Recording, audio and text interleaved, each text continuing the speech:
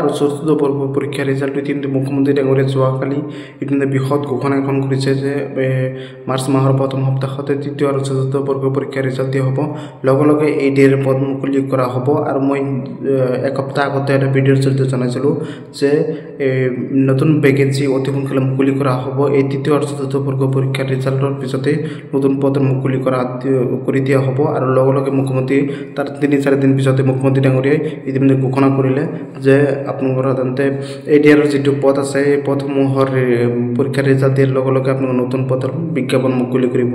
আৰু এইটো মুখ্যমন্ত্ৰী ডাঙৰীয়াই নিজে উল্লেখ কৰিছে। আৰু অসম পুলিচৰ ৰিটেন এক্সাম কেতিয়া হ'ব? অসম পুলিচৰ যিমান পদৰ ফিজিকেল হৈ গৈছে বন্ধুসকল, যিসকলে ফিজিকেল নাম্বাৰ ভাল নাম্বাৰ পাইছে তেওঁলোকে ভালকৈ প্ৰিপাৰেশ্যন কৰক।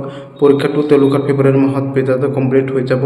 বন্ধুসকল বেছি দিন সময় নাই, 1 মাহৰ সময় মাজত আছে, 1 মাহ সময় আছে। মাজতো যদি পৰীক্ষা ফেব্ৰুৱাৰী মাহৰ মাজত যদি পৰীক্ষা হয়, অসম পুলিচৰ ৰিটেন এক্সাম হয়, তেনেহ'লে 1 মাহ সময় আছে। যদি প্ৰথম সপ্তাহ বা দ্বিতীয় সপ্তাহত হয় তেন্তে কিন্তু 1 মাহ সময় নাই। বন্ধুসকল হৈ গৈছে। সেইবাবে আপোনাক মই প্ৰতিশ্ৰুতি দিছোঁ যে অসম চৰকাৰ যিকোনো আপডেট হওক মই মোৰ চেনেলৰ পৰা সময়মতে পাব। আৰু অসম চৰকাৰৰ এই ডেৰ নতুন পদ অতি সোনকালে মুকলি হ'ব। আৰু যিটো লাখপতি বাইদেউ অসমৰ স্কিমৰ ওপৰত মই যিটো প্ৰতিশ্ৰুতি জনাই দিম, যিটো লাখপতি বাইদেউ সেইটো লাখপতি বাইদেউৰ টকাখিনি 1 তাৰিখত দিয়া হ'ব। তাৰ আগতে এই জানুৱাৰী মাহতে এখন ইণ্টাৰভিউ অনুষ্ঠিত হ'ব। যিসকলে সাধাৰণতে ছাৰ্ভে কমপ্লিট হৈ গ'ল, সেই ছাৰ্ভে কমপ্লিট হোৱাৰ পিছত এখন ইণ্টাৰভিউ অনুষ্ঠিত হ'ব। সেই ইণ্টাৰভিউৰ ওপৰত মই অলপমান চমুকৈ জনাই দিম। প্ৰথমতে এইডেৰ ওপৰত মই কৈ লৈছোঁ যে এইডেৰ আপোনাৰ সাধাৰণতে ৰিজাল্টটো আপোনালোকে সকলোৱে গমেই পাইছে। এইডেৰ পৰীক্ষাটো ইতিমধ্যে 27 অক্টোবৰ তাৰিখে কমপ্লিট হৈ গৈছে। গেট 4 পৰীক্ষা কমপ্লিট হৈ গৈছে। তাৰ আগতে গেট 3 পৰীক্ষা হৈছিল।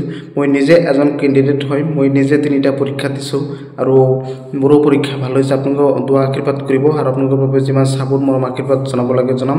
আৰু এইডেৰ নতুন পদ মুকলিব, নতুন পদৰ সকলো আপডেট মোৰ চেনেলৰ পৰা পাব। আৰু নতুন পদৰ বাবে 2016 চনৰ পৰা 2024 চনৰ ভিতৰতে অসম চৰকাৰ যিমান পৰীক্ষা হৈছে, যিমানটা বিভাগত ডিপাৰ্টমেণ্টৰ পৰীক্ষা হৈছে, সকলো পৰীক্ষাৰ যিবোৰ পুৰণি প্ৰশ্ন কাকত আছে, যিমান মই পাইছোঁ পুৰণি প্ৰশ্ন কাকত, সেইবোৰ প্ৰিপাৰেশ্যন কৰিলে আপোনালোকে পৰীক্ষা দিবলৈ, নতুনকৈ পৰীক্ষা দিবলৈ বহুত সুবিধাৰ হ'ব।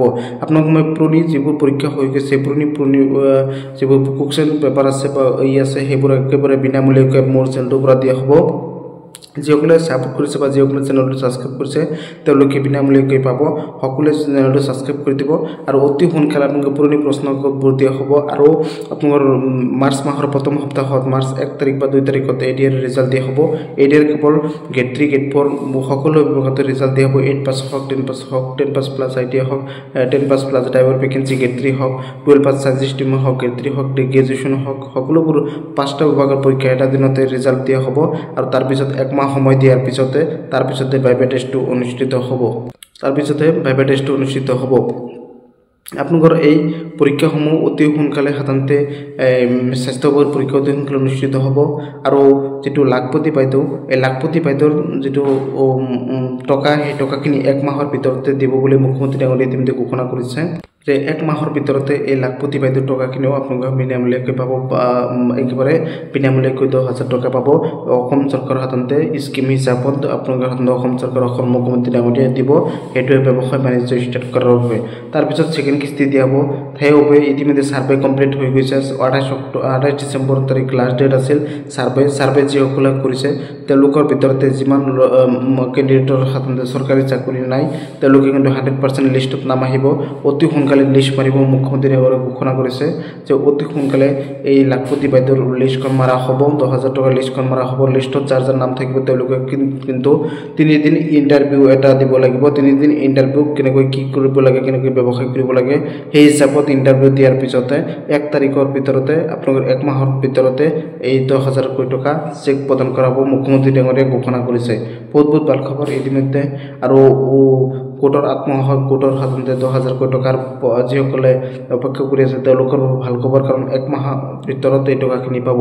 আৰু ইতিমধ্যে বহুত স্কিম অসম চৰকাৰৰ ফালৰ পৰা দিছে, কিন্তু অসম চৰকাৰৰ ফালৰ পৰা যিমান চাকৰি আপডেট হওক, যিমান খবৰ হওক মোৰ চেনেলটোৰ পৰা সময়মতে পাব। নতুনকৈ অসম পুলিচৰ পদ মুকলিব, এডিআৰ পদ মুকলি হ'ব। ইতিমধ্যে মুখ্যমন্ত্ৰী ডাঙৰীয়াই 27 অক্টোবৰ তাৰিখে ঘোষণা কৰিছিল। ইতিমধ্যে যোৱা 2 দিন আগতে ঘোষণা কৰিছে যে নতুন পদৰ ৰিটেন এক্সামৰ ৰিজাল্ট দিয়াৰ লগে লগে নতুন পদৰ বিজ্ঞাপন মুকলি কৰি দিব।